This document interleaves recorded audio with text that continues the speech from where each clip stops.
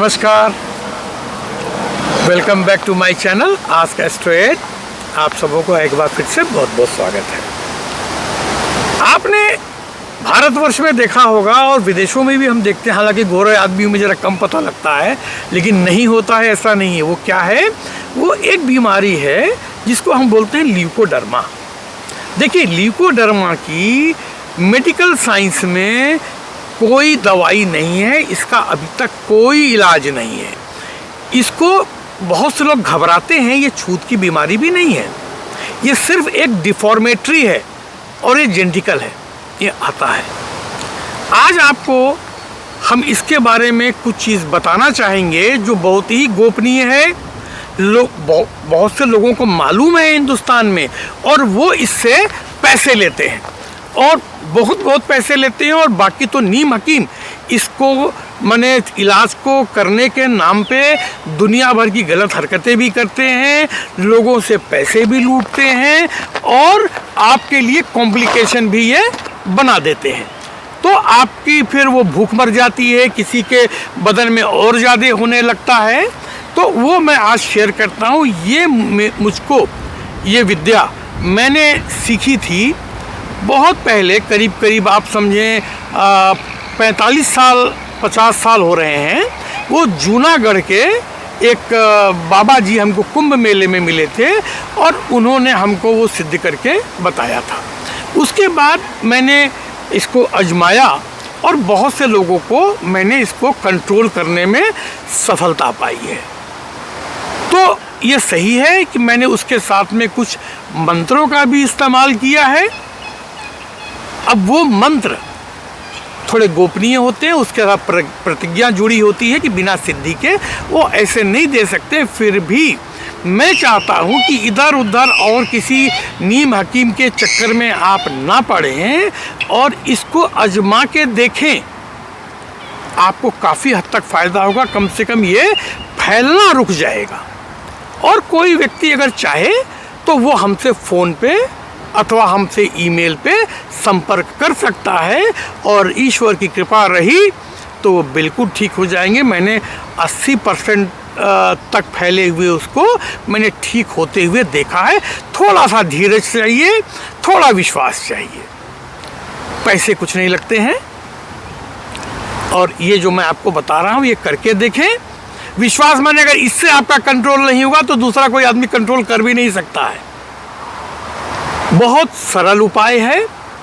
आप 11 गोमती चक्र पत्थर लाएं और किसी भी ग्रहण पे अथवा नवरात्र में आपको उसकी प्रक्रिया करनी पड़ेगी। कैसे?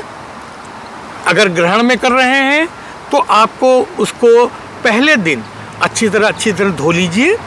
धोने के बाद में उसको आप एक कटोरी में रखिए, उसके ऊपर में उतना शहद भरिए जितने में वो डूब जाए। उस शहद में उसको 3 दिन तक रहने दीजिए।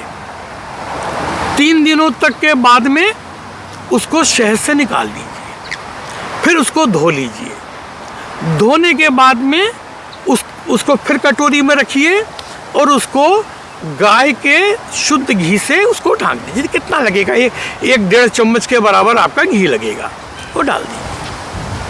याद रखिएगा, वो शहद आपने खाना नहीं है, वो घी आपने खाना नहीं है, उसको बाहर पेड़ में डाल देना है। उसके बाद में 3 दिन घी में पड़ा रहेगा, फिर आप उसको घी से निकालेंगे बाहर, और घी से निकाल के 3 दिन तक आप उसको मैंने इसको धोने के बाद में दोबारा से कटोरी में रखेंगे और उतना कच्चा दूध डालेंगे जितने में वो डूब जाए। उसके बाद में 3 दिन बाद अब वो फिर निकालेंगे और वो दूध भी फेंक देंगे। अब इसको साफ पानी में धो करके इसको रख करके और इसके ऊपर उतना चावल डालेंगे जिससे वो ढक जाए। ये 4 प्रक्रिया हुई। पहले दिन इसको आपने शहद में डालना है, दूसरे दिन इसको आपने मैंने हर 3 दिन बाद, दूसरा दिन जब मैं कहता हूँ मतलब पहला खंड होने के बाद में उसको घी में डालना है। तीसरे चरण में उसको दूध में डालना है और उसके बाद में उसको धो करके और आपने उसको चावल से ढक देना है 3 दिनों तक। उसके बाद आप निकाल लीजिए, निकाल के उसको अगरबत्ती का धुआं दिखा दीजिए, अच्छी तरह धो लीजिए। और ये देखिए अभी ये जो है गुप्त नवरात्र भी चल रहा है, श्रावण मास भी आ रहा है, तो ये सारा समय इसके लिए बड़ा उपयुक्त है। अब से लेकर के ये कार्तिक पूर्णिमा तक आप ये कभी भी कर सकते हैं, ये बहुत अच्छा समय है। और उसके बाद में आप बसंत पंचमी से लेकर के और होली तक आप कभी भी कर सकते हैं। अब जब ये हो गया, अब आप इसको निकालिए और एक कांसे का गिलास, जिसको हम लोग ब्रोंज बोलते हैं या फूल का गिलास बोलते हैं, कांसा, शुद्ध कांसा हो, उसमें आप इसको डालेंगे। डाल के इसमें 1 चम्मच गुड़ डालेंगे और इसको ढांक करके आप रख देंगे और रात को। और अगले दिन सवेरे जैसे ही उठेंगे, खाली पेट आपको इसे पीना है। ये क्रिया आप कुछ दिन तक करते रहिए। देखिए थोड़ा धीरज लगेगा, और अगर आपको इसमें फ़ायदा नहीं हो रहा है, आप मुझको संपर्क कीजिएगा।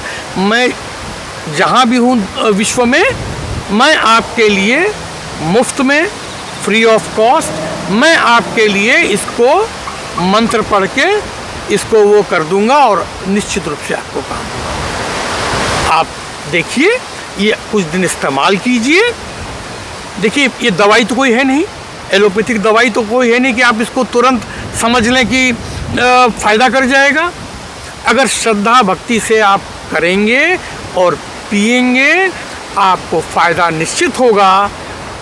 जिनका बढ़ रहा है उनका कंट्रोल होगा, जिनका कंट्रोल है वो घटना शुरू होगा, जिनका शुरुआत है उनका ख़त्म हो जाएगा। अगर आप थोड़ा समय करेंगे तो ईश्वर की कृपा से आप फिर से नॉर्मल हो जाएंगे। पहली बात समझिए, ये छूत की बीमारी नहीं है, इससे डरने की आवश्यकता नहीं है। लेकिन हाँ, ये जेनेटिकल बीमारी है, क्योंकि अगर जेनेटिकल हमारे जीन्स में ये दिक्कत हो जाती है, परिवार में किसी को होता है, तो आगे F1 जनरेशन में नहीं तो F2 जनरेशन में ये निश्चित रूप से बाहर आता है। तो अगर आप ये उपाय करेंगे तो एक बात आप समझ लें, मैं इसकी जिम्मेदारी लेता हूँ, F2 जनरेशन में जाएगा नहीं। अगर आपने रेगुलर इसको कुछ समय तक लिया है, F2 जनरेशन में ये नहीं जाएगा, ये ट्रांसमिट नहीं हो पाएगा बच्चों को। तो आप करके देखें, हमको सूचित करें। और जिनको ऐसा रोग है, आपने हमारा अगर वीडियो देखा है तो उनको हमारा वीडियो दिखाइए, बताइए, और आप भी पुण्य के लाभ का भागी बनिए। ये चीज़ें, बहुत सी चीज़ हमारे शास्त्रों में है जो ऋषि मुनि अपने सीने में दबा के ले गए, नहीं बताया। आप विश्वास मानिए, इससे फ़ायदा होगा। ठीक है, मिलते हैं फिर किसी और एक एपिसोड में। तब तक के लिए सुखी रहिए, स्वस्थ रहिए। नमस्कार।